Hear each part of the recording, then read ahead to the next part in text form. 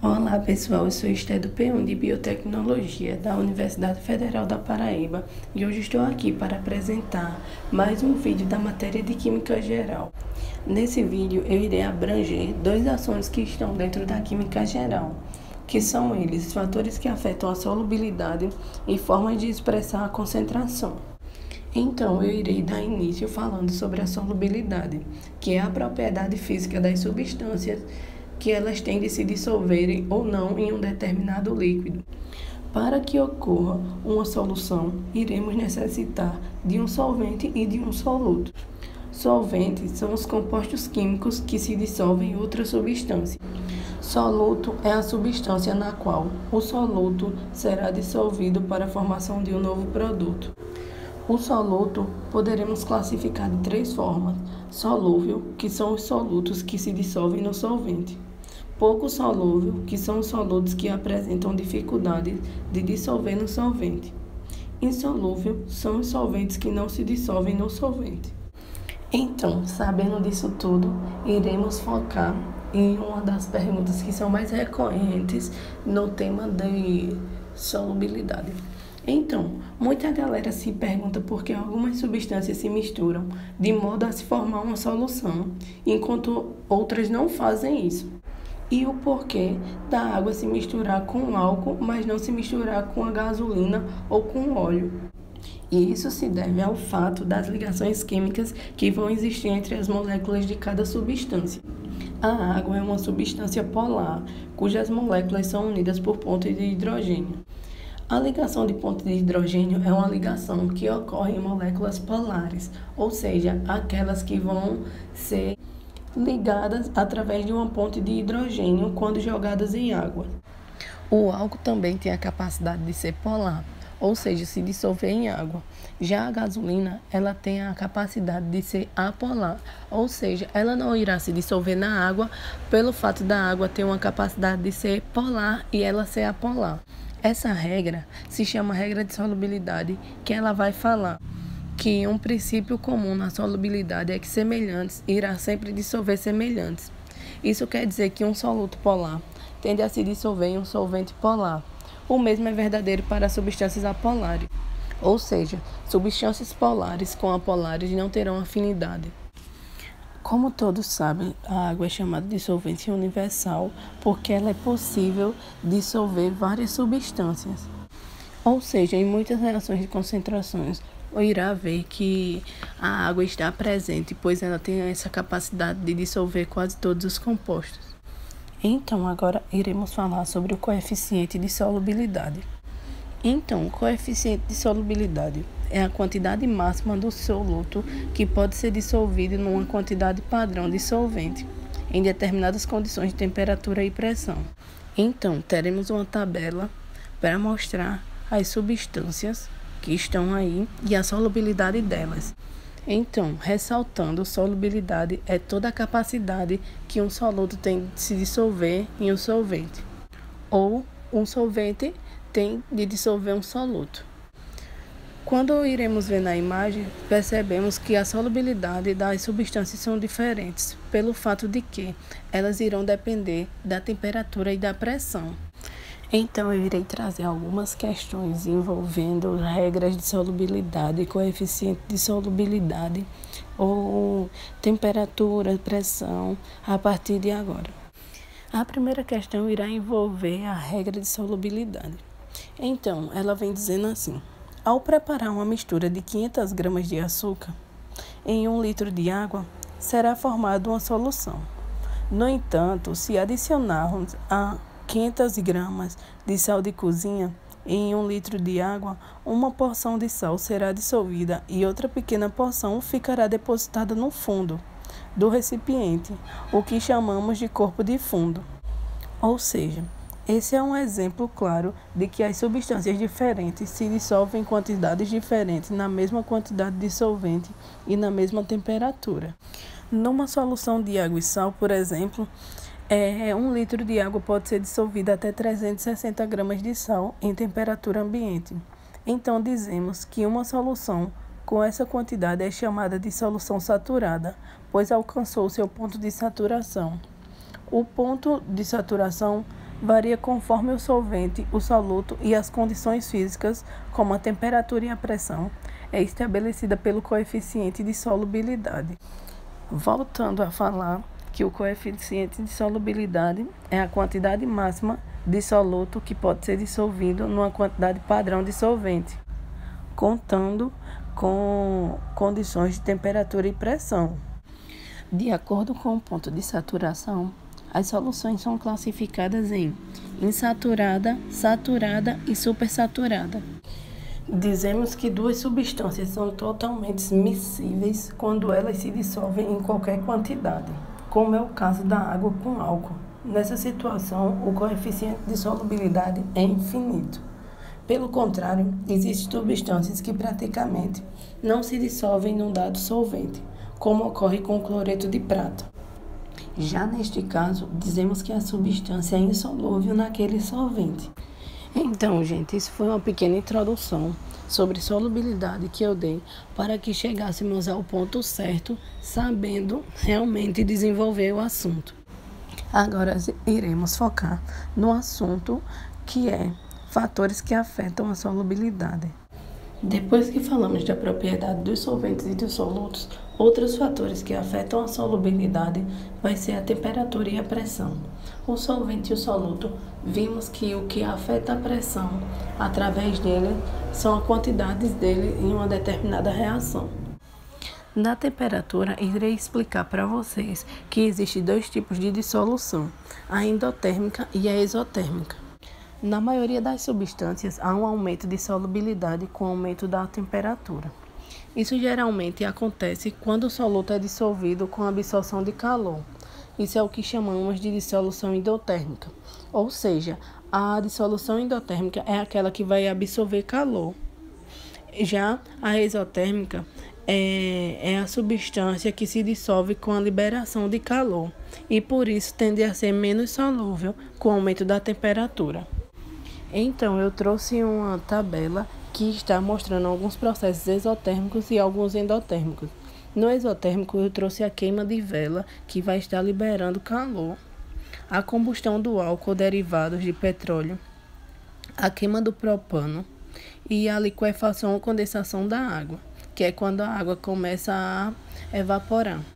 No processo endotérmico, eu peguei a ebulição da água, a fusão da água, a fotossíntese e a bolsa de gelo instantâneo.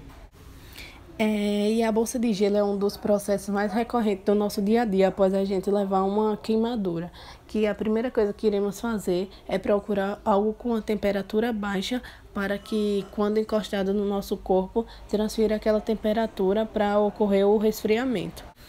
Outro fator que influencia é a pressão. Ela tem grande influência nas soluções que contêm gases. A solubilidade de gases em solventes líquidos muito depende da pressão. Quando aumentamos a pressão sobre o gás, de certa forma, o gás é empurrado para dentro do líquido, ou seja, sua solubilidade aumenta. Quando o gás não reage com o líquido, a solução de Henry explica a influência da pressão nesse sistema, dizendo que a solubilidade de um gás no líquido é diretamente proporcional à sua pressão. Então, gente, para concluir o assunto, eu trouxe um barômetro, que é um equipamento que mede a pressão. E nesse vídeo, falei sobre solubilidade, solvente, sobre soluto, sobre fatores que irão influenciar na solubilidade de uma substância, que foi a quantidade de solvente, a quantidade de soluto, temperatura, que pode ser apresentada de duas formas, exotérmica e endotérmica, e a pressão.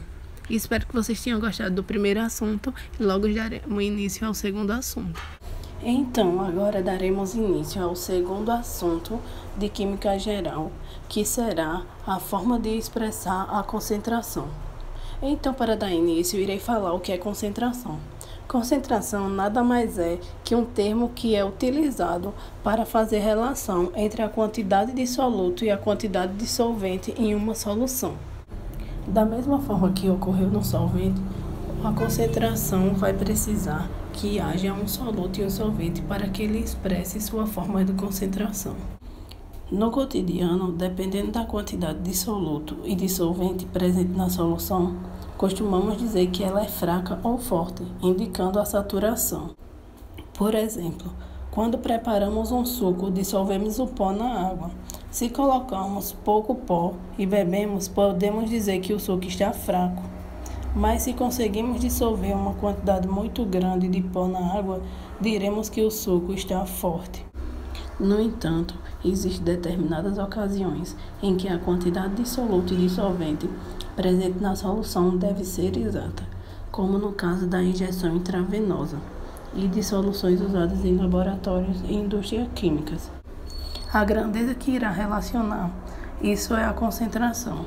A concentração ela vai dizer se uma substância é forte, fraca ou está no ponto certo. Então, como a concentração, já que a gente falou tanto dela, como ela pode ser expressada? A concentração ela vai ser expressada de diferentes formas. Dentre delas estão algumas fórmulas que eu estou apresentando para vocês, que é a fórmula de calcular cada expressão dessa concentração. A primeira expressão vai ser a concentração comum, que ela relaciona a quantidade de massa do soluto presente em um determinado volume da solução. Sua unidade no sistema é gramas por litro. Exemplo disso é esse exercício que eu trouxe para mostrar a aplicação da fórmula. Então, o exercício começa dizendo que em cada 200 ml de leite tem-se 9 gramas de carboidratos. Transformando para litro e fazendo os devidos cálculos conforme mostrado abaixo, temos que a concentração de carboidrato é. A primeira coisa que iremos fazer é colocar a fórmula, que vai ser concentração igual a massa sobre volume. A questão falou que deu 9 gramas de carboidratos para 200 ml de leite. Só que a fórmula, ela quer em litros, ela pede para transformar. 200 ml de leite transformadas em litro dá 0,2 litros. Então, iremos colocar 9 gramas sobre 0,2 litros, que fazendo esse cálculo irá dar 45 gramas por litro. Outras formas de expressar também será a concentração em mol, que é conhecida também por concentração molar e por molaridade. Ela relaciona a quantidade de mol do soluto presente em um determinado volume da solução. Sua unidade no sistema é mol por litro. Então, quando iremos relacionar concentração em mol, estaremos sempre falando em concentração molar pelo litro. E vai ser usada a fórmula M igual a N1 ou M igual a M1 sobre M1 vezes V. Outra forma será a porcentagem em massa, que ela relaciona a massa do soluto e a massa da solução, e não possui unidade ou fala-se em termos de porcentagem. Sua fórmula será apresentada como T igual a M1 sobre M ou T igual a M1 sobre M1 mais M2. Outra forma de expressar será a densidade. Ela relaciona a quantidade de massa da solução e o volume dessa solução. Sua unidade no sistema vai ser gramas por ml. Trouxe um exemplo para ser resolvido para que possamos ver com a forma que ela vai ser feita. Então, uma solução foi preparada misturando-se 30 gramas de um sal em 300 gramas de água. Considerando-se que o volume da solução é igual a 300 ml, a densidade dessa solução em gramas por ml será... Eu apresentei duas fórmulas, mas se formos olhar para a primeira, iremos ver que ela não tem a capacidade de somar duas massas, ou seja, iremos usar a segunda fórmula, que é M1 mais M2 sobre V. Então, a fórmula que vai ser resolvida será somar a primeira grama, que é 30 gramas, com a segunda, que são 300 gramas, e dividi-la por 300 ml, que é dada na situação. Após colocada nessas fórmulas de soma e divisão, iremos ter como resultado 1,1 gramas por ml. Outra forma de ser expressada é a parte por milhão. Ela indica quantas partes do soluto existem em 1 milhão de partes da solução. E outra é o título em volume, que relaciona o volume do soluto e o volume da solução. Ela é expressa na fórmula TV igual a V1 sobre V. E por fim, teremos a expressão de molaridade, que é a forma de expressão que relaciona a quantidade de matéria de um soluto pela massa em quilogramas do solvente. Ou seja, sua fórmula vai ser expressa como W igual a N1 sobre M2.